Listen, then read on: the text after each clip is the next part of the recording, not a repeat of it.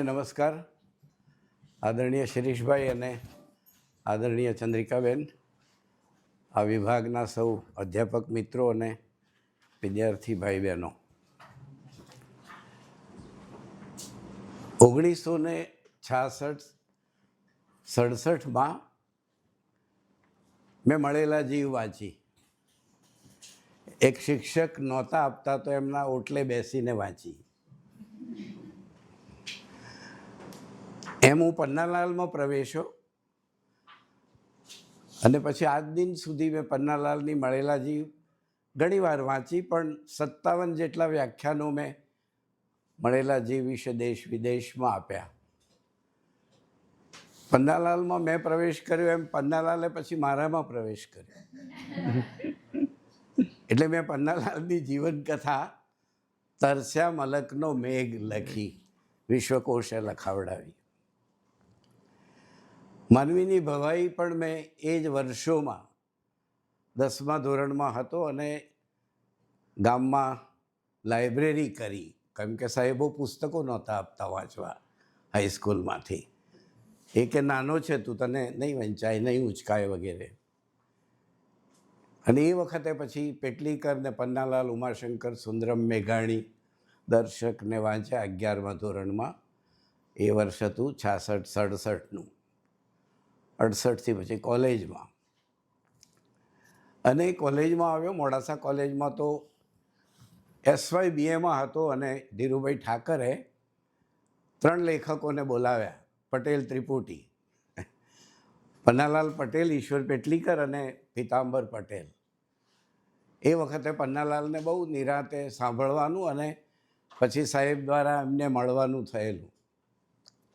પછી પન્નાલાલના ગામ ઘણી વખતે ગયા અને પેટલી જેમ જતા વિદ્યાનગર આવ્યા ને ઈશ્વર પેટલીકરનું ગામ જોવા ગયા. મને લેખકોના ગામમાં જવાનું બહુ ગમે, એમના ઘર જોવાના, એમનો પરિવેશ જોવાનું એ બહુ ગમે. કોઈ પણ સર્જક વિશે આમ તો આપણે વાત કરીએ તો અનાત્મલક્ષી વાત કરવાની હોય.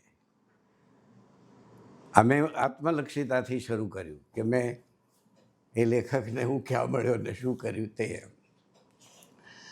પણ કેટલાક લેખકો એવા હોય કે તમે એના વિશે જાણો તો તમને જરા વધારે જુદી રીતે એ લેખકનું સર્જન સમજાય. જેમ કે રાવજી એનું ઉદાહરણ છે, કલાપી એનું ઉદાહરણ છે, પન્નાલાલ એનું ઉદાહરણ છે. અને ઘણા લેખકો વિશે આપણે નથી જાણતા માટે કદાચ આપણને એવું લાગતું હશે. દર્શક જેવા લેખક કેટલું ઓછું ભણેલા, એવો શબ્દ વાપરવાનું ન ગમે કે જે લોકો યુનિવર્સિટીઓમાં ભણાવાતા હોય ને કામ થતું હોય એવા લેખકો વિશે એ રીતે વાત આપણે ન કરીએ. પણ જે આ જીવનની વિદ્યાપીઠ છે, સમાજની વિદ્યાપીઠ છે, એ સમાજની વિદ્યાપીઠમાં પન્નાલાલ જેવા લેખકો પાક્યા, પેટલીકર વગેરે. એ બંને લેખકો બહુ ઓછું, જેને શિક્ષણ કહીએ એ શિક્ષણ, જેને ફોર્મલ એજ્યુકેશન કહીએ એ વખતે એટલું જ હતું. એ લાંબા સમય દૂર જઈને અભ્યાસ નહોતા કરી શકે એમ. પન્નાલાલને ઉમાશંકરનો લાભ તો પછી મળ્યો, પણ ઈડરમાં ઉમાશંકર જોડે એમને ભણવાનું થયું થોડોક સમય. અને એ બંને મિત્રો બન્યા અને વાત કરતા. ને એમાંથી પછી જ્યારે 1936માં 12મી ગુજરાતી સાહિત્ય પરિષદનું અધિવેશન, 12મું અધિવેશન પ્રેમાભાઈ હોલ અમદાવાદમાં મળ્યું, ત્યારે પન્નાલાલે એમને પત્ર લખેલો ઉમાશંકરને. અને પછી પન્નાલાલ આવ્યા, એમને મળ્યા. પન્નાલાલ તો અમદાવાદ જ હતા, પણ ઉમાશંકર મુંબઈથી આવ્યા અને મળ્યા. ત્યારે એમણે 2 વસ્તુ જોઈ કે ગાંધીજીને એ વખતે ગાંધીજી મુખ્ય પ્રવચન કરી પ્રમુખી અને ઉતરતા હતા પ્રેમાભાઈ હોલ, અને એમણે જોયા. અને પછી પન્નાલાલ મળ્યા, પન્નાલાલને ઉમાશંકર સુંદરમ મળ્યા. એમણે એમને ભાળ કરી કે આ તમે લખો અને આ સુંદરમને બતાવજો. આ તો થોડીક તે જે વાતો છે એ તમે જાણો છો એ વાતો છે, બહુ વખત કહેવાય છે. પણ માનવીની ભવાઈમાં એ વાતો જરા જુદી રીતે ઉપયોગી છે. આપણે 2 રીતે વાત કરવી છે આજે. એની કથાની બહુ વાત નથી કરવી. પન્નાલાલની માનવીની ભવાઈની આપણે કથા તો છે જ, એમ થોડી વાત એની વચ્ચે કરીશું.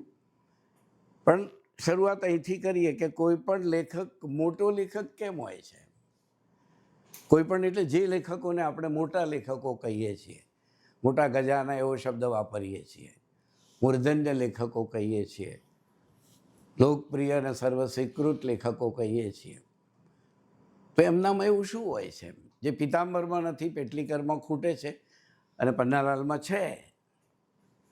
તો એ શું છે? તો બે વસ્તુ આપણે તરત જોઈએ કે જે લેખક, જેના તમે પછી પ્રશિષ્ટ કૃતિના લક્ષણોમાં જાઓ તો એ તમને મળે, પણ જે લેખક સદ અને અસદ વચ્ચેના સંઘર્ષનું આલેખન કરે છે, ઉદાહરણો લઈને કરે, સૂક્ષ્મ રીતે કરે, કેમ કે દરેકના જીવનમાં સદ અને અસદનો સંઘર્ષ હોય છે. સદ ઘણી વખતે હારવાની અણી પર હોય છે, અસદનો રંજાડ બહુ હોય છે. જે પન્નાલાલની માનવીની ભવાઈમાં છે એટલો જ રંજાડ જીવી અને કાનજી વચ્ચે પણ છે, મળેલા જીવમાં. તો આ જે સંઘર્ષ છે એમનો સદ અને અસદ વચ્ચેનો, હજુ એને એક વસ્તુ ઉમેરીને સમજીએ કે બે વસ્તુ બીજી એમાં પણ છે કે પન્નાલાલ એ વખતે કંઈ એટલું જાણતા હશે પ્રશિષ્ટ કૃતિ કે એમ નહીં, પણ એના પહેલાં એમણે જ્યારે વળામણા લખી અને ઝવેરચંદ મેઘાણીએ એને વખાણી, મળેલા જીવ લખીને એના પર ફિલ્મ બની અને પન્નાલાલને મુંબઈ બોલાવવામાં આવ્યા ફિલ્મો માટે, ફિલ્મની કથા લખવાની. એ ગયા. એ તો સારું છે કે પછી મેઘાણી વગેરે કહ્યું અને એમના જીવનમાં એવી ઘટનાઓ બની અને મુંબઈ છોડીને પાછા આવ્યા. પણ મુંબઈમાં હતા એ વર્ષોમાં પન્નાલાલને મળેલા જીવ અને માનવીની ભવાઈ વચ્ચેના જે 5-6 વર્ષ છે, એ 5-6 વર્ષમાં એમને જે અનુભવ થયો મુંબઈનો, એ પણ એક મોટી વસ્તુ હતી.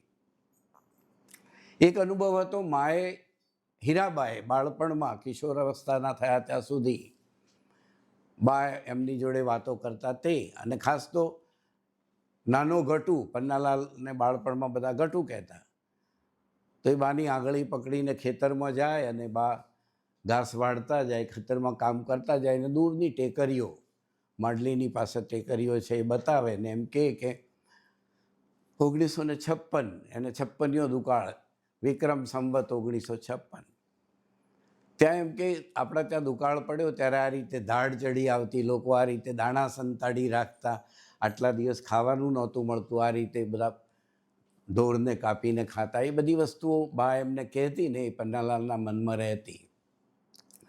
બીજી એક વસ્તુ એ જોતા હતા હંમેશા કે પેલા જીપ્સીના ડેરાઓ ઘર પાસેથી પસાર થાય, ઉપર બકરાના બચ્ચા ને બધું લાદેલું હોય, ખાટલા મૂકેલા હોય, ડબલા ડુબલી મૂકેલું હોય, અને પેલી સ્ત્રીઓ જરાક જુદા પ્રકારનો કચ્છી પહેરવેશ પહેરીને, રાજસ્થાનનો પહેરવેશ પહેરીને રસ્તે જતી હોય, ત્યારે પન્નાલાલ જોઈ રહેતા. નાનો પન્નાલાલ એ જુએ કે આ ક્યાં જતા હશે એમ. પૃથ્વીની પોઠી એવું એક પ્રકરણ આવે છે માનવીની ભવાઈમાં, એમ આ પોઠ છે ને પોઠ લાદીને એ જઈ રહ્યા છે. ને પછી તમે જુઓ કે એમને ખ્યાલ આવે છે કે આ જીવન છે એ પણ એક પોર્ટ છે, એમ એ ઉપાડીને આપણે ફરવાનું હોય છે. કોઈ એક જગા તો સ્થિર થાય છે એમ, પણ જાઓ અને પાછા આવો અને એમ પ્રવાસ ચાલ્યા કરે છે તે. એમ મુંબઈમાં બીજા અનુભવો થયા એમને, બીજું જાણ્યું એમણે, ઘણું બધું વાંચ્યું તો હશે જ એમ, પણ એ વસ્તુ પણ એમણે જાણી મુંબઈમાં. અને એમણે ત્યાં મળેલા જીવ જેવી કૃતિનો લખનાર, વળામણા જેવી કૃતિ લખનાર, કંકુ અને સુખ દુઃખના સાથી જેવી વાર્તા લખનારો લેખક મુંબઈના એ વર્ષોમાં પ્રિયતમા, ભીરુ સાથી અને સુરભી જેવી, જેને ફિલ્મ માટેની નવલકથાઓ કહેવાય, એવી નવલકથાઓ લખી બેઠો. અને પછી મળેલા જીવ જ્યારે મેઘાણીના વાંચવામાં આવીને પછી એમણે એમને એ ગાળામાં કહ્યું એમ કે તું જે પાણીનું માછલું છે એ પાણીમાં રહેજે, મીઠા જળનું મીન, મુંબઈ તો ખારા જળનો દરિયો. પણ પન્નાલાલના જીવનમાં લગ્ન થયેલું અને ત્યાં ગયા ને દીકરીનો જન્મ થયો ને એનું મૃત્યુ થયું એટલે એમનું મન ઉઠી ગયું અને એ પાછા આવ્યા. થોડો ટીબી લઈને પાછા આવ્યા અને માનવીની ભવાઈનો કાચો મુસદ્દો એમણે લખેલો. એ કાચો મુસદ્દો મકાઈના માળે બેસીને એમણે 1946માં, એક બાજુ તમે જુઓ કે દેશમાં આંદોલનો, આઝાદીના આંદોલનો, ભાગલા, લોહિયાળ વસ્તુઓ, ક્વિટ ઇન્ડિયા, આ બધી વસ્તુઓ, બીજું વિશ્વયુદ્ધ, પન્નાલાલ એ બધું જાણતા નહીં હોય એમ માનવાને કારણ નથી, પણ એમનામાં એ રીતે નથી પ્રવેશ્યું એમ, કેમ કે અંદરનું એક જુદું જગત એમનામાં ઉભરી રહેલું, એ જગતને પ્રગટ થવું હતું એમ. અને એને માટેની ભૂમિકા એ બરાબર તૈયાર થઈ, મુંબઈમાં ગયા અને તૈયાર થઈ એમ. અમદાવાદમાં ભણવાનું છોડ્યું અને પછી જુદા જુદા વ્યવસાયો કરી જોયા. રાજસ્થાનના એ પ્રદેશમાં આખું સિમલવાડા તાલુકો અને ડુંગરપુર જિલ્લો એ ફર્યા. એ એમનો મૂળ જિલ્લો ને મૂળ ગામ એમનું માંડલી સિમલવાડામાં. તો એમાં એ તૈયાર થયા અને એમાં આ ભૂમિકા બંધાઈ અને એમ મળેલા જીવના લેખકે માનવીની ભવાઈ લખી. હવે પેલી વાત પર આવું કે આ બધું એટલા માટે મેં કહ્યું કે એમાંથી 2-3 વસ્તુ બને છે કે કોઈ એક લેખક એટલા માટે મોટો લેખક બને છે કે એની કૃતિમાં એ ગઈકાલને આલેખે છે, વ્યતીત અને વ્યતીતની એવી ઘટનાઓને આલેખે છે કે જે વર્ષો સુધી દ્રષ્ટાંત રૂપ બની હોય. સમગ્ર પ્રજાજીવનને જે ઘટનાઓએ પીડા આપી હોય, જીવનના મૂલ્યોને જે ઘટનાઓ ઉપર તળે કરતી હોય, એવી ઘટનાઓ. તેવી ઘટના હતી તે પેલો દુકાળ હતો 56. તો એ ઘટનાઓ વ્યતીતને આલેખે છે. બીજી ઘટના પન્નાલાલના જીવનની પણ છે. રાજુ અને કાળુ કેમ મળી નથી શકતા? હવે સહેજ પન્નાલાલનું જીવન તમને કહું ટૂંકમાં, કે એમની જે આમ તો માનવીની ભવાઈમાં બને છે તે જ એમના જીવનમાં બનેલું. એટલે પહેલાં જીવનમાં બન્યું, પછી માનવીની ભવાઈમાં આવ્યું. પન્નાલાલનો જન્મ થયો અને એમની સગાઈ થઈ તરત, અને એમના કાકી લાલી કાકી હતા, એમને આ ગમે નહીં એટલે એમણે સગાઈ ફોક કરાવવાનું એ વખત અંદર રાખેલું. પછી માનવીની ભવાઈમાં પ્રગટપણે આવ્યું. અને પછી એવું બને છે એવું કે એમના બાપુજીનું અવસાન થાય છે, નાનાલાલનું. અને પછી પેલી સગાઈ, એ તો જેની જોડે સગાઈ થયેલી કે રાજુ, અને પછી એનાય પિતાજી ગુજરી જાય છે, એના બા છે વિધવા બને છે, અને કોદર એનો ભાઈ, અને બીજી બેન રેવા હતી. રેવા જોડે ખરેખર તો પટેલોમાં એવું હોય કે બીજી દીકરી હોય અને સગાઈ તૂટી જાય, અથવા તો સગાઈ તૂટે તો નહીં પણ એનું અવસાન થાય એમ, તો આગલી જે પત્ની એમની બનવાની હતી એનું અવસાન થયું, પણ પછી રેવા હતી એની સગાઈ એમની જોડે થઈ નહીં એમ. મારે એટલું જ કહેવું છે કે પન્નાલાલની સગાઈ જે છોકરી જોડે થયેલી એનું અવસાન થયું, અને પછી પન્નાલાલના પિતા નહીં ને એ છોકરીને ત્યાં પણ એની મા વિધવા, અને આ જે ગામના આગેવાનો હોય સગાવાલા, એમણે એમને ફરીથી પેલી દીકરી રેવા જોડે સગાઈ કરવા ન દીધી. એ રેવા જોડે એમણે પછી કિશોરાવસ્થામાં એ ઢોર ચારે, ભેગા રમે, જાય આવે. અને એ રેવા એમને જ્યારે પગ ભાગ્યો, 15-16 વર્ષના પન્નાલાલ 13-14 વર્ષના હતા, એ વખતે કોઈ લગ્નમાં તલવાર વાગીને પગ ભાગી ગયેલો, તો રેવાએ એમની સેવા ચાકરી કરી અને એને સંકોરીને એમ કહેલું કે તારો ભાઈ તને નહીં અહીં રહેવા દે એમ, એટલે તું જા, અહીં પાછો કેમ આવ્યો? ઈડરથી ભણવાનું છોડીને પાછા આવેલા, અને પછી એને પાછા મોકલે છે. અને પછી એવું બને છે, એવું તમે જુઓ કે એ રેવાની સગાઈ છે, એ રેવાનું લગ્ન છે, એ પન્નાલાલના જે પછી પત્ની બને છે વાલીબેન, એ વાલીબેનના કાકા જોડે એમનું લગ્ન થયું રેવાનું. અને રેવા અને પન્નાલાલ નજીક હતા. એટલે આ તો એક તમને આધાર કહું છું. માણસ રૂપાંતર કરે છે વાસ્તવનું, પણ આટલી વખતે એ કલ્પના કરી તો. અને પછી એમના વ્યવહાર જીવનમાં જે એમના કાકા છે, વસ્તા કાકા નામ, નવલકથામાં પરમાબાઈ છે, નવલકથામાં માલી કાકી નામ છે, વાસ્તવમાં લાલી કાકી છે. એટલે બહુ નજીકની વસ્તુઓ હતી. તો તો વ્યવહાર જીવનમાં પન્નાલાલે જે અનુભવેલું એ ગઈકાલ પણ એટલી સમૃદ્ધ હતી. માએ કહેલો પેલો 56યો દુકાળ, મુંબઈમાં થયેલા અનુભવો, સિમલવાડાના આસપાસના વિસ્તારમાં થયેલા અનુભવો અને પોતાના જીવનમાં જે અભાવો તો ખરા જ, પણ જાતે કમાવું પડે આ બધું હોય. બા ગુજરી ગઈ, પછી બાપુજી ગયા, એના પહેલાં બાપુજી ગયા. આ બધી જ વસ્તુઓ પન્નાલાલને તૈયાર કરે છે જુદી રીતે. તમે જુઓ કે શરૂઆતમાં એ નથી આવતું. મળેલા જીવમાં પણ આમ તો એ જ વસ્તુ જરા જુદી ઘટનાઓ છે બીજી, પણ આપણે એટલો બધો પથારો નથી કરવો. ટૂંકમાં આની વાત કરીએ તો આ 3 વસ્તુઓ ભેગી મળીને એમણે જે વ્યતીત હતો એમનો, વર્તમાન અને વ્યતીત અને વર્તમાન. તો વ્યતીતને જે લેખક આલેખે છે, વર્તમાનની પીઠિકા પર રહીને આલેખે છે, અને વર્તમાનનો સંઘર્ષ આલેખે છે, અને એના પર ઊભા રહીને જે આવતીકાલ જુએ છે, એમ જે 3 કાળને આલેખે છે પોતાની કથામાં, એ લેખક હંમેશા એક મોટા ફલક ઉપર કામ કરે છે. એટલે મળેલા જીવનું ફલક નાનું છે એમ. મળેલા જીવ વૈયક્તિક જીવનની કથા છે. માનવીની ભવાઈ વૈયક્તિક જીવનમાંથી કુટુંબ જીવન, કુટુંબમાંથી સમાજ જીવન અને એમાંથી પ્રજા જીવન સુધી જાય છે. માટે એનો પથારો મોટો છે અને એ વિસ્તૃત ફલક ઉપર જાય છે. એટલે જે નવલકથા ભૂતકાળને આલેખે, વર્તમાનને આલેખે, ભવિષ્યનું નિદાન કરે અને વિસ્તારથી વાત કરે, એ નવલકથા એ પ્રશિષ્ટ કૃતિ બને. પ્રશિષ્ટ કૃતિની બીજી 3 લાક્ષણિકતાઓ પણ એમાં છે. એક હોય અનુભવોની પરિપક્વતા, વિચારોની પરિપક્વતા.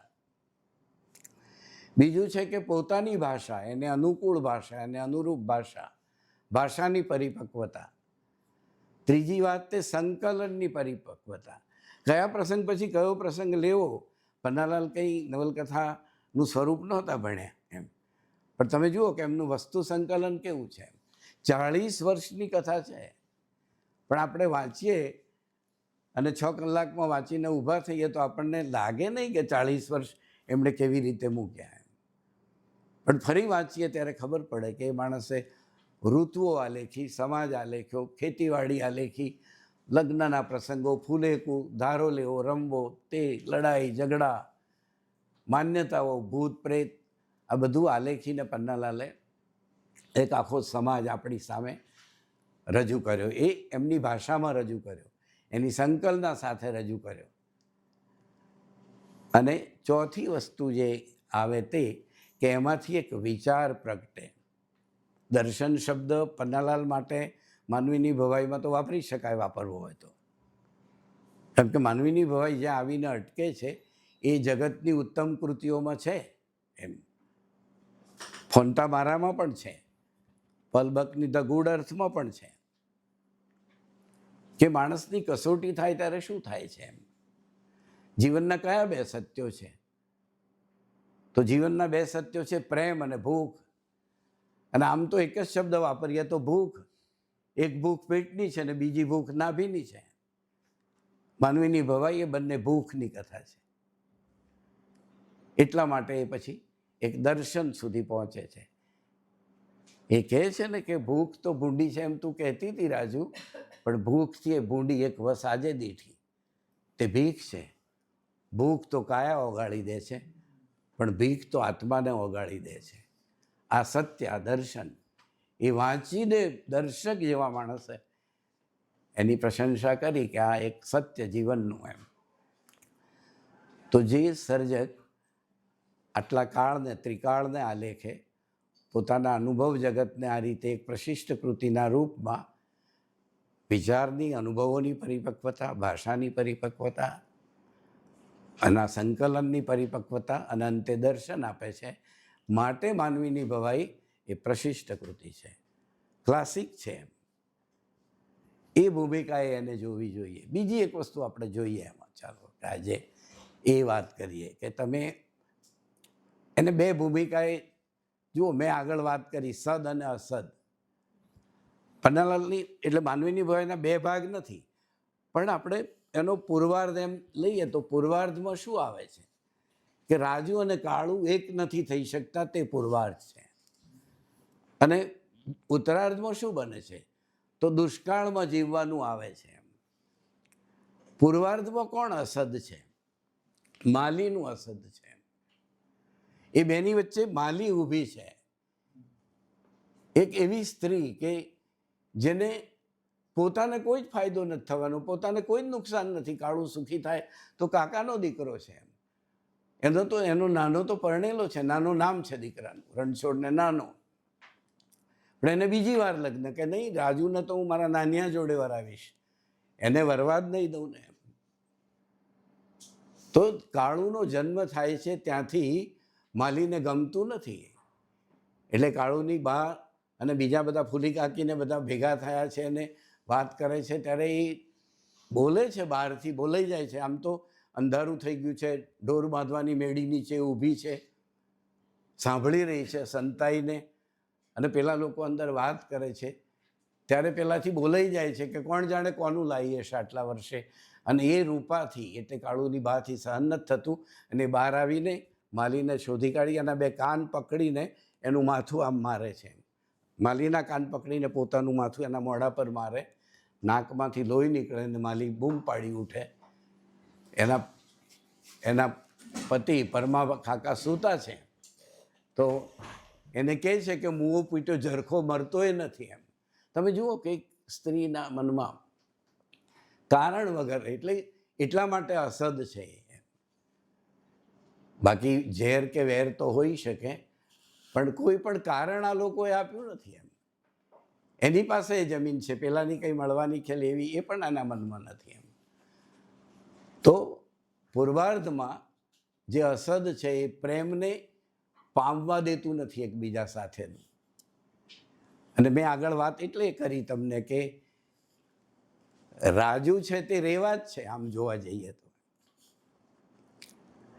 કારણ કે રેવા જે ઘરે ગઈ એમાં, અને એ રેવાએ જ પન્નાલાલ માટે પછી પોતાના દિયરની દીકરી ભલી એને પરણાવવા માટે આપી.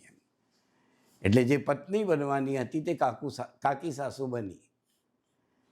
જે વ્યવહાર જીવનમાં પણ થોડાક સંકેતો એના છે. કોઈ પણ કથા, આવડી મોટી કથા આવા આધાર વગર એકદમ આવતી નથી. તો એ આધાર પન્નાલાલને પોતાના જીવનમાંથી ને મલકમાંથી મળેલો આધાર છે. એવી બીજી કથાઓ આસપાસના મલકમાં, એ સમાજમાં બનતી, અને એમણે એ આધાર બરાબર એ રીતે પરિપક્વતાથી લીધો છે. તો માલી છે એ દુષ્ટ છે. આટલું જ નહીં, બીજા પણ ઘણા. અને એની દુષ્ટતા એના દીકરા નાનામાં ઉતરી છે. એટલે નાનો પણ એ જ તાકે છે કે એ પણ રાજુને હેરાન કરવી. પેલો ઘાસનો ભારો ચડાવવા બોલાવી ત્યારે એણે જે રીતે એને નખરું કર્યું ને કાળું એને દૂરથી જોઈ ગયો, અને પછી આવીને એને વાત કરે છે ને એક તમાચ મારે છે રાજુના દેખતા. એટલે એ નવલકથામાં આવે છે, એવું એના જીવનમાં બન્યું હશે. તો આજે માલીની દુષ્ટતા એના દીકરામાં પણ આવી. પરમા કાકામાં એ નથી. પરમા કાકા એને હંમેશા, જ્યારે રાજુ સાથે કાળુની સગાઈ ફોક થઈ ત્યારે પરમા કાકા ઘોડી લઈને નીકળેલા કે મારા મોટા ભાઈનો દીકરો, મારા કાકાના મોટા દીકરાનો દીકરો, એની સગાઈ તૂટે ને 12 દિવસ જતા, 12 કલાક જતા રહે.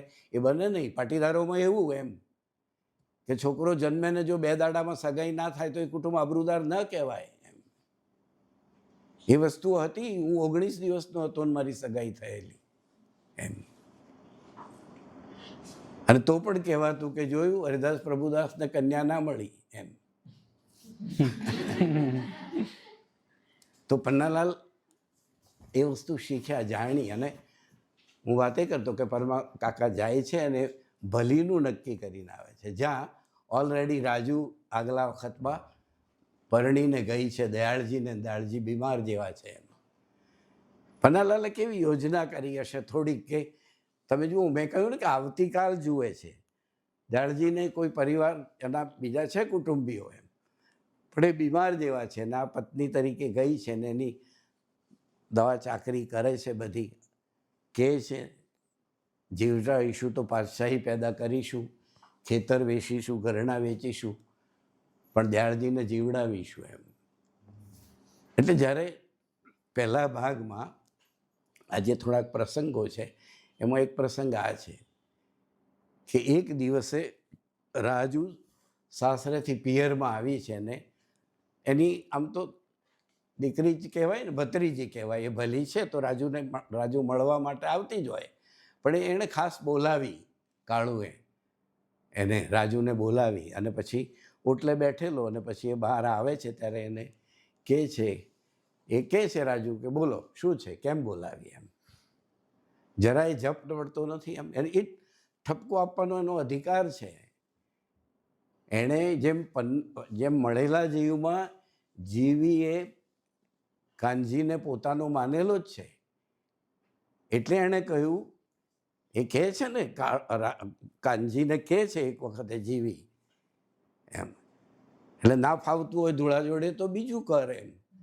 ત્યારે એ કહે છે એને કે એમ કે પતિ કરવા હોત તો ઘણાએ મળતા હતા. પતિ શબ્દ નથી વાપરતી, ધણી કરવા હોય તો ઘણાએ મળતા હતા, પણ મારે 2 ભવમાં ત્રીજો ભવ નથી કરવો. તો 2 ભવ કયા? એક ધૂળા જોડેનો અને બીજો તો કાનજી જોડેનો. તે આ બધા વડીલ વિવેચકો કહેતા હોય ને કે ઇન બિટવીન વાંચવું જોઈએ, તે આ નવલકથાની વચ્ચે કૃતિઓ એટલે લખાણની વચ્ચે આ બધા સંકેતો હોય છે. તો એ જ વસ્તુ અહીં પણ છે. એટલે આવીને એને કહે છે ને પછી પેલો સ્પષ્ટપણે કહે છે કાળું કે સાચી વાત, તું નાનિયાનું ઘર માંડવાની છે એમ. અને ત્યારે રાજુ પણ એ જ શબ્દો વાપરે છે, બેસો છાનામાના એમ. અને પછી આ જ શબ્દો એમ કહે છે કે એને કંઈ, એ પણ એ જ વાત કરે છે કે ત્રીજો ભવ એને નથી કરવો, એટલે એક ભવ તો એની સાથેનો છે એમ. એટલે તમે જુઓ કન્ટિન્યુટી પણ હોય છે. કેટલીક ઘટના પ્રસંગો એવા હોય કે લેખક નવલકથામાં રૂપ બદલીને આવતા હોય છે. અને પછી એક વખત એ ખેતરમાં ભાત લઈને જાય છે. ભલીએ કહ્યું, ભલીને પૂછે છે, પેલી રાજુ આવે ને એટલે ભત્રીજીને પૂછે છે કે કેમ છે બધું. એને ખબર છે કે ઘર સંસાર બરાબર ચાલતો નથી, કાળું ભલીમાં જીવ રાખતો નથી એટલો, અને એટલે આવે છે ત્યારે ખેતરમાં ભાત લઈને જવાનું એ કહે છે કે તમે જાઓ આજે. એ તો એની કાકી છે ને, રાજુ તો એની કાકી બની છે, તો કાકી તમે જાઓ. અને એ જાય છે ને દૂરથી કાળું જુએ છે અને એનો જે મંગળજો ભાજ્યો છે એને કહે છે એમ કે જો આવે છે એમ. અને પછી રાજુ ભાત લઈને આવે છે ત્યારે એ રાજુને નથી કહેતો, પેલા કાળું આને મંગળિયાને કહે છે કે એક દાડો ભાત લઈને આવ્યા એમાં હું ન્યાલ થઈ ગયા એમ. તમે જુઓ કે હજુ એનો જીવ એમાં જ છે એમ. એટલે જે પ્રેમનો તડફડાટ છે ને એ તમને આમાં વંચાય કે એ બોલાવી લાવે, રાજુને બોલાવીને પૂછે છે કે સાચી વાત, તું નાનિયાનું ઘર માંડવાનું. બીજી વખત આ રીતે કહે છે ખેતરમાં. અને એ વખતે પછી રાજુ કહે છે કે બેસો છાનામાના ખાઈ લો એમ. તો કાળું કહે છે કે ભૂખ જ નથી લાગતી એમ, ભૂખ જ નથી લાગતી, શું ખાવું એમ. અને પછી રાજુ એને જે શબ્દો કહે છે, ઠપકો આપે છે જરા, અને તોય કાળું તો એક જ, એ પછી એને કે લો જમી લો, અને પછી એ ખવડાવે છે બધું. ત્યારે પછી એ કહે છે કે તારા જેવું કોઈ જમાડનારું હોય તો લાગે ને ભૂખ એમ, ભૂખ ભાગતી જ નથી એમ. તો આજે અહીં પણ ભૂખ શબ્દ છે જે પછી જુદા અર્થમાં આવે છે. તો આ પૂર્વાર્ધમાં માલીનું પાત્ર, અને માલી જે પજવે છે અને હંમેશા અસત છે એનો વિનાશ કેવી રીતે થાય છે, તો એ પ્રસંગ પણ જોવા જેવો છે. કે ધાડ આવે, દુકાળ શરૂ થાય છે, હું એની વાત પછી કરું, પણ ધાડ આવે છે ગામમાં અને માલી પોતાની બંને વહુવારોનું ઘરેણું બધું લઈને ખોળામાં દોડતી બચાવવા જતી રહે છે. ધાડ તો આવીને જતી રહે છે ને માલી જડતી નથી, એટલે નાનો કાળુને કહે છે કે કાળું આવને, આ ક્યાં ગઈ બધું ઘરેણું લઈને. અને જઈને જુએ, બંને ખોળવા જાય છે તો માંડલી જાઓ કોઈ વખત તો જોજો, એક ટેકરી છે ને એની બાજુમાં ઉપર 2 સફેદ પથ્થરો છે, જાણે કોઈ બગલાએ પાંખ પોળી કરી હોય એવા. એની વચ્ચે માલીનું શવ પડેલું, એવું વર્ણન પન્નાલાલે માનવીની ભવાઈમાં કર્યું છે. એ મને એમના કચરું ફુવાએ લઈ જઈને બતાવેલું કે આ તમે જે માનવીની ભવાઈમાં પ્રસંગ આવે એમ કહો છો ને, તે માલી આ જગ્યાએ મરેલી એમ. તે એટલે સ્થળનો કેટલો મહિમા છે. તમે સ્થળ જાણો તો એ પ્રસંગ જીવંત થઈ ઉઠે. અને પછી કાળું દૂરથી જુએ છે કે આ પડી એમ, પણ તમે જુઓ કે એકદમ જતો નથી એની પાસે. એ જાણે છે નાનાને, એટલે એ બોલાવે કે અહીંયા નાનિયા જો આ પડી એમ. અને બિલકુલ નગ્ન શરીર છે. તો જેને હંમેશા એણે કાળમુખો કાળ્યો, કાળમુખો કયો છે, એ કાળમુખો એની માથે છેલું બાંધેલું છે નાનું, એ લઈને એને ખંખેરીને માલીના શરીર ઉપર ઢાંકે છે એમ. કફન પણ એનું જ પામીએ એમ. હવે કેમ એણે નાનાને કેમ બોલાયો એમ? એ પોતે કેમ પહેલો જઈને પછી જોઈને ઓળખીને બોલાવે નહીં, એવું કેમ ના કર્યું? એટલા માટે ના કર્યું. ઇન બિટવીન વાંચવાનું તે આ છે કે માની લો કે કાળું પહેલાં ગયો હોય અને પછી એને બૂમ પાડીને બોલાવે, તો નાનીઓ એમ કહે ને કે એની પાસે ઘરેણું હતું, એ ક્યાં ગયું, તે લીધું હશે એમ. C M.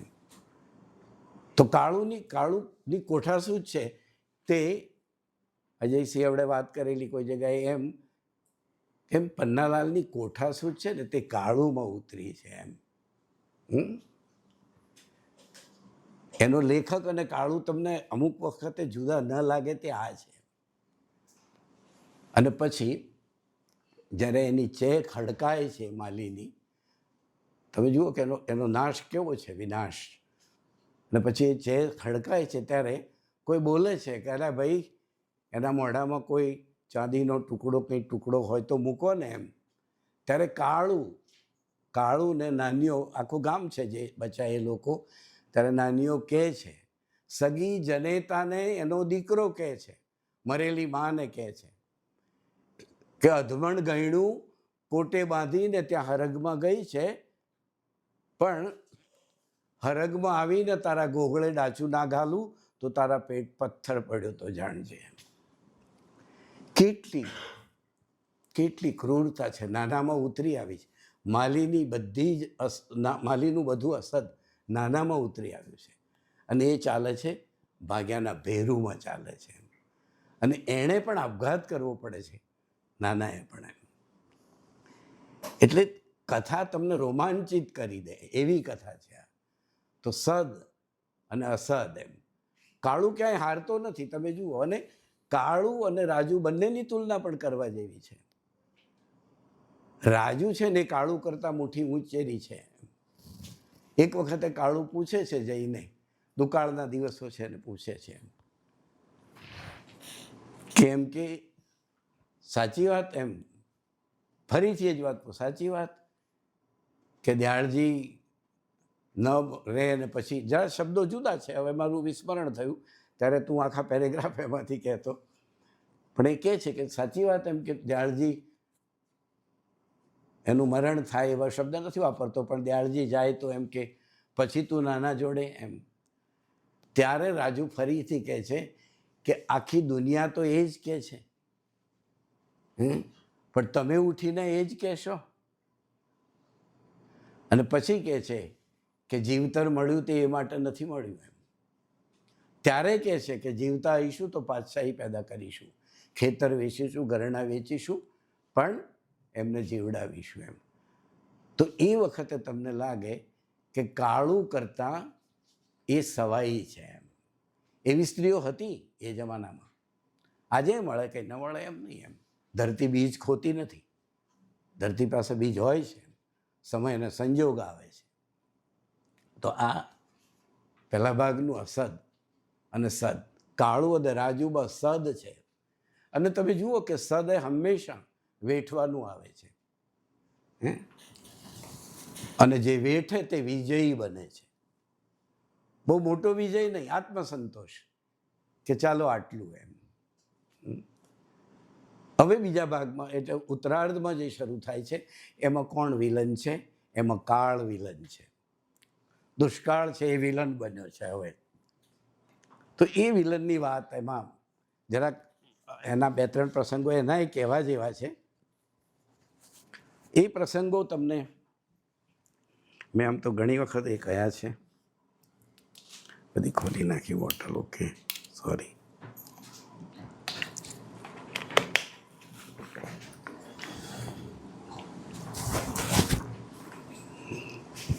બે પ્રસંગો લઈએ આપણે એમાંથી. એક પ્રસંગ છે તે આમ તો જરા જુદી રીતે પણ એ પ્રસંગ માલીના પેલા મરણ સાથે દાઢ આવે છે એ વખતનો પ્રસંગ છે. પણ એના પહેલાં કાળુ ક્યાં ગયો છે? પોતાની સાસરીમાં ગયો છે, ખબર કાઢવા ગયો છે બધાની. અને ત્યાં કોઈ ઘરે માત્ર રાજુ એકલી છે. બધા જે છે એ દાણા લેવા ગયા છે અને કાળુ પૂછે છે કે ઘરમાં દાણા છે કે નહીં. એમ બધા લેવા ગયા તો એ વખતે રાજુ એને જવાબ આપે છે એમ, હા છે ને એમ, કંઈ હાવ પોત્યું ખીટીએ તો નહીં ટાંગી દીધું હોય. એ ભાષાના એવા સંવાદો તમને ગમે બહુ જોવાના, કે એ ભાષાના અર્થો. એટલે સાવ બધું પરવારી નથી ગયા એમ. પણ કાળુ ઊભો થઈને કોઠીઓ જુએ છે, એમાં કામઠું નાખે છે અને આમ હલાવે છે. તો પન્નાલાલે લખ્યું છે કે કોઠીઓમાં કાળ ગુમ ગુમ બોલતો હતો એમ. તો દુકાળનો તમને અનુભવ કરાવે છે. અને પછી બહાર આવીને રાજુને કહે છે, તો રાજુ પેલા પ્રકરણમાં જે આવે છે એની પૂર્વે આવી જાય છે ને કહે છે કે જે ગયા એ તો સુખી થઈ ગયા એમ. એક દાડો એમ એ કહે છે કે રોજ આટલી ચેહ બળે છે, એમાં એક દિવસ આપણી એ બળશે બળબળે.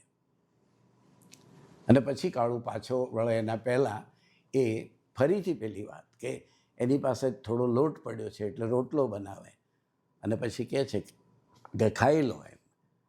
અને કાળુ ખાવા બેસે છે ત્યારે પાછો ફરીથી ભૂખ ન ભાગવાની વાત કરે છે. ત્યારે રાજુની આંખમાં આંસુ છે અને એના માથા ઉપર એ પહેલી વખતે હાથ મૂકીને હલાવીને કહે છે, ખાઈ લો છાનામાં. તો હજુ વળી વળીને અંદરથી આવતો જે પ્રેમ છે તે એમ કેટલો બધો તરફડાટ હશે. હું જીવી અને રાજુની જ્યારે જ્યારે વાત કરું છું ત્યારે કંઈ આપણી સગી નથી એમ, પણ આપણી જ સગી છે ને એમ જોઈએ તો એમ. એ પારકી નથી એમ કહેવું જોઈએ. એ રાજુ એને આ રીતે આશ્વસ્ત કરે છે અને પછી કાળુ પાછો જવા નીકળે છે એમ. અને એ આખો પ્રસંગ પછી જે પાછો જાય છે ને ગામમાં જવાને બદલે સામેથી જ ગામના લોકો બૂમો પાડે છે કે ધાડ આવી હતી ને આપણા ઢોર લઈ ગઈ. અને કાળુને તલવાર આપે છે અને કાળુ તલવાર લઈને જ ગયેલો હતો. એ તલવાર લઈને દોડતો પોતાના ઢોર જોવા માટે, પાછા વાળવા માટે ધાડ લઈ જાય છે. ઢોર પાછા વાળવા કાળુ ભૂખી ભૂતાવળ નામનું પ્રકરણ છે. એના પહેલાં પહેલી વાત કરી દઉં કે ભૂખી ભૂતાવળના આરંભનું આજે મેં રાજુવાળું પૃથ્વીનો પોઠી એ જે અને ખાડણિયામાં માથારામ, એમાં પૃથ્વીનો પોઠી પેલા પન્નાલાલે જોયેલી પોઠ અને ખાડણિયામાં માથારામ, એના આરંભની જે પંક્તિઓ છે તે આ છે કે આશા હતી કે 12 માસનો ગયેલો મેઘ જેઠના પાછલા 15માં તો જરૂર આવશે. પણ કોણ જાણે કે મેઘરાજાને પાણી ખૂટ્યા કે વળતી વાટો લાંબી પડી એમ. કોણ જાણે મેઘરાજાને પાણી ખૂટ્યા કે વળતી વાટો લાંબી પડી કે પછી એ ઉગી ગયા. 8 સાલ ન ઉડ્યા માળાના ઘાસ, હોય તો ઉડે ને. એક ઉડે છે લૂ ને બીજા ઉડે છે માનવીના માથાના હુઘરા વાળ. આ રોજની કેટલી ચેહો બળે છે, એક દિવસ એમાં બડબડ આપણી. શંકરદાને તો છૂટીને સુખી થઈ ગયા. તો આ જે વર્ણન છે એ જીવનનું સત્ય જે છે કે આ સિવાય તો કોઈ ઉઘાર. એક દિવસ આપણે એમ ક્યાં સુધી બચવાના છીએ? બચવાના એટલે સુખરૂપ જીવતા હોઈએ તો એ તો છે જ. જીવનમાં જે નિશ્ચિત છે એ હંમેશા અનિશ્ચિત છે, તે મૃત્યુ છે. જીવનમાં એક જ વસ્તુ નિશ્ચિત છે, તે મૃત્યુ છે, અને એ જ અનિશ્ચિત છે એમ. તો એ વાત વળી વળીને લેખકો એમની કૃતિઓમાં આ રીતે આપણને કહેતા હોય એમ. પછી પેલો ઉપર ચડીને જુએ છે જે ભૂખી ભૂતાવળને, એ આપણે ક્યાંક વાત કરતી વખતે કોઈએ કહેલું, આ જ આખા મુદ્દાઓ તો વળી વળીને એ જ આવતા હોય છે કે ઢોરને પેલા લોકો ખીણ છે, ખીણ બહુ ઊંડી નથી પણ 2 ટેકરીઓની વચ્ચેની નાળ છે. પેલા ઢોરને લઈ જઈને જીવતા બચકા ભરે, કોઈ પથ્થરથી મારે છે, કોઈ આંતરડા ભેગા કરે, કોઈ લોહી પીવે છે. અને કાળુના ઢોરને પોતે જોઈ નથી શકતો કાળુ બૂમો બરાડા પાડતા એટલે જે તલવારથી એ બચાવવા ગયેલો દર્શન છે તે આ છે કે તમારું હથિયાર તમને કેવી રીતે પીડા આપે છે તે એમ, અને એ પછી એ ફેંકે છે કે લો તમારી માના ધણિયું એમ, જેથી આટલું જ બોલે છે કે લો તમારી માના ધણિયું એમ, અને પછી એ ભગવાનને ગાળ દે છે તે કાળના પાડનારા તારું નખો તે મને આ દશા કરી. અને પછી ત્યાંથી સહેજ આગળ વધે છે ને એક સૂકું ઝાડ છે એના થડ પાછળ એ થડ જેવી સુકાયેલી એક સ્ત્રીને જુએ છે, કશું ખાતી હતી એમ. પન્નાલાલે એવું નથી લખ્યું કે બાળક ખાતી હતી, કે છે ના રે ના, એ તો સ્ત્રી નહોતી, ડાકણ હતી. અરે ભાઈ ડાકણ હતી, ખાતી હતી એ તો સસલું હતું. હવે આ 7 ચોપડી ભણેલો એક માણસ નવલકથામાં આ લખવાની એની રીત તમે જુઓ એમ. માં બાળક ખાતી એમ નથી લખતો એમ, એનો એવો પ્રભાવ ન પડે. મનની જે ગૂંચ છે એ કહે છે અરે ભાઈ ડાકણ હતી, સ્ત્રી નહોતી, ડાકણ હતી. અરે ભાઈ ખાતી હતી એ તો સસલું હતું. આજે નાના નાના શબ્દો મૂકીને એણે કર્યું. અને પછી ટેકરી ઉતરીને આવે છે, તેને કાળું ધ્રુસકે ધ્રુસકે રડે છે. ગામના માણસોને પહેલી વખત થાય છે કે આ માણસ રડે છે એમ. તો આ ઊંચાઈ છે પાત્રોની, ચરિત્રોની એમ. પરમા કાકાએ થોડુંક કામ કર્યું પણ એ પણ એવા એક ઊંચા છે. પન્નાલાલના જીવનમાં વાસ્તા કાકા હતા એ ખરેખર આવા હતા. એમણે એમને બહુ વખત ચેતવેલા કે તું જતો રહે એમ. તારી પાસેથી પૈસા લાવીને પન્નાલાલ નોકરી કરતા, ત્યાંથી પૈસા લેવા ભાઈ ગયા કે બળદ લેવા છે, અને એ પૈસા એ જમાનામાં 80 રૂપિયાને લઈને આવીને એમણે બળદ લેવાને બદલે પોતાના દીકરાનું સાટું કરીને સગાઈ કરાવી દીધી. એટલે વસ્તા કાકાએ કહ્યું કે તારા માટે નહીં એમ, હવે સાટે કન્યા મળે તો એ જ રીતે શક્ય હતું એમ.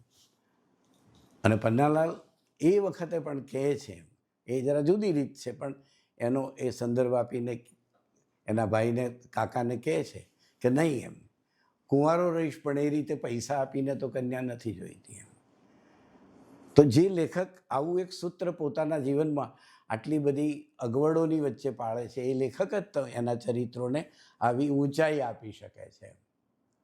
એ ઊંચાઈ બરાબર કાળુને એણે એ ઊંચાઈ આપી, એનાથી સવાઈ ઊંચાઈ એણે રાજુને આપી એમ. વસ્તા કાકા જેવા માણસ નવલકથામાં પરમા કાકા બનીને આવે છે અને એ કાળુ માટે હંમેશા એમનો જીવ બળ્યા કરે છે એમ, જીવ બાળવો. તો તમે જોઈ શકશો કે આ પ્રકારના. અને પછીના ભાગમાં એક બીજું સત્ય પન્નાલાલ ઉજાગર કરે છે, તે એ છે 2 સત્ય એમાં કહેવા જોઈએ કે કાળુ પેલા ડેગડિયા ગયા છે બધા, અને સુંદરલાલ શેઠ દાણાના ઢગલા કરીને બધાને આપે છે, અને પેલો નથી લેતો, ઊભો રહે છે. એના પહેલાં એ લોકો જે પેલું અનાજની ટ્રક ભરીને આવે છે ને એ લૂંટાવે છે, ને પેલો સૈનિક ગોળી મારે છે ને એનો હાથ ઠૂઠિયો થઈ જાય છે, ને પછી અહીં આ જગ્યા પર આવતા એ તો કાળુ 2 કામ કરે છે. એક લોકનાયક. હવે લોકનાયક એ રીતે કે અનાજ લૂંટાવે છે ગામના લોકો માટે, એમના માટે સાથે રહે છે, પછી બધાને લઈને ડેગડિયા જાય છે કે બચીશું તો પછી પાછા આવીશું એમ. અને એના વખતે પછી પેલા સુંદરલાલ શેઠ એને કહે છે કે કેમ નથી લેતો, તો પેલા સિપાહીને તો કહે છે એ કેમ નથી લેતો, લાટ સાહેબ હો ગયા, તો કે લાટ સાહેબ હોત તો લેત, પણ કણબીનો દીકરો છું એટલે નહીં લઉં એમ. પછી પેલો શેઠ બોલાવે છે, અને એ વખતે જે કહે છે દર્શકે નોંધ્યું છે એમ. આપણી નવલકથાઓમાં પ્રગતિવાદ નથી એમ વારંવાર કહેવામાં આવ્યું હોય તો એ સાચું છે ઘણી વખતે, પણ સાવ નથી એવું નહીં એમ. પન્નાલાલ અહીં એ મૂક્યું જ છે એમ, અને એ કાળુના મુખમાં મૂક્યું છે. સુંદરલાલ શેઠને એ કહે છે કે જો કહો તો મારા રૂપાવાળા કારડાની ડાંગર ઓળખી બતાવું એમ. પેલો માણસ ચતુર છે, વાણિયો છે. એણે કહ્યું હા હા યુવાન, તમારા ખેતરનું જ છે ને, અમે તમારું છે ને તમને આપવાના છીએ એમ, તમારા માટે જ છે આ એમ, કશું લીધા વગર આપવાનું છે તે. એ એક સત્ય તમે જુઓ એમ. અને પછી કાળું નથી માગતો ભીખ, નાનો લાઈનમાં ઊભો છે ને મજાક કરે છે કે નથી લેવું તો એમાં રડવા શું બેઠો, બૈરીની જેમ રડે છે એમ. અસદ પીછો નથી છોડતું માણસનો. સી નાનો હજુ છે, બીજા ભાગમાં પણ આવવાનો છે. જીવનના હિસાબો પૂરા નથી થતા. અને એમાં આપણે ભારતીય પરંપરાવાળા તો ગયા જન્મમાં પાપ પુણ્ય લઈને જ આ જન્મમાં જન્મીએ છીએ. કશું થાય તો આપણે એનું જ આશ્વાસન લઈએ છીએ. મારે કશું થાય તો મને એમ જ લાગે કે મેં કોઈની ગાયો તરસી પાછી વાળી હશે એમ. એ ભૂમિકા હોય તો પછી એક દિવસે છેવટે થોડા દાણા લઈને જાય છે અને ભલી તો શરીર વેચીને બધું એનું કામ કરે કાળુને છોડીને. અને આ બાજુ રાજુ એની રાહ જુએ છે અને પછી એ કહે છે કે તું કહેતી હતી ને કે ભૂખ ભૂંડી છે, પણ ભૂખથી એ ભૂંડી એક બસ જોઈ તે ભીખ જોઈ એમ. અને પછી છેલ્લે ઉજ્જડા ભલે અમી અને પછી વરસાદ થાય છે. તે એક સંકેત ભવિષ્યનો એમાંથી મળે છે. તો પૂર્વાર્ધમાં અસદ છે તે માલી છે અને કાળુનો પરિવાર અને પ્રજાજનો છે. ઉત્તરાર્ધમાં દુષ્કાળ છે તે અસદ છે અને એની સામનો કરતી પ્રજા છે એ એના સદ તત્વોથી એને પામવા માટે, જીતવા માટે મથે છે. પણ એમાંથી બહુ ઓછા લોકો બચે છે. તે તો આવી એક નવલકથા, જે નવલકથા આપણને બે ભૂમિકા, એ પ્રશિષ્ટ કૃતિ તરીકે અને સદ અને અસદ જેવા બે આખા મુદ્દાઓને આપણા જીવનમાં જે કાયમ માટે હોય છે એને આપણી સામે રજૂ કરે છે. એનું ગદ્ય, એની વસ્તુ સંકલના, 12 માસમાં શું બને છે એ બધી જ વસ્તુ છે. નટડા રમવા આવે છે, શ્રાવણમાં રાવળિયા માગવા આવે છે, કોઈની પડસાળમાં ઉતરે છે, વૈશાખમાં લગ્ન થાય છે, ઢોલ વાગે છે, ધારો લેવાય છે, જેઠ મહિનો બેસે છે અને ખાતરના ગાલ્લા ફરે છે, ખેડૂતો ખાતર નાખે છે. બધું જ પન્નાલાલે વર્ણન કરીને અમુક એક પ્રકરણમાં તો 2 જ પેરેગ્રાફમાં વર્ણન કર્યું છે. પછી હોળીના ઢોલ વાગ્યા અને ભાભી આમ કરીને આણે આવી તે પાછી વહી ગઈ.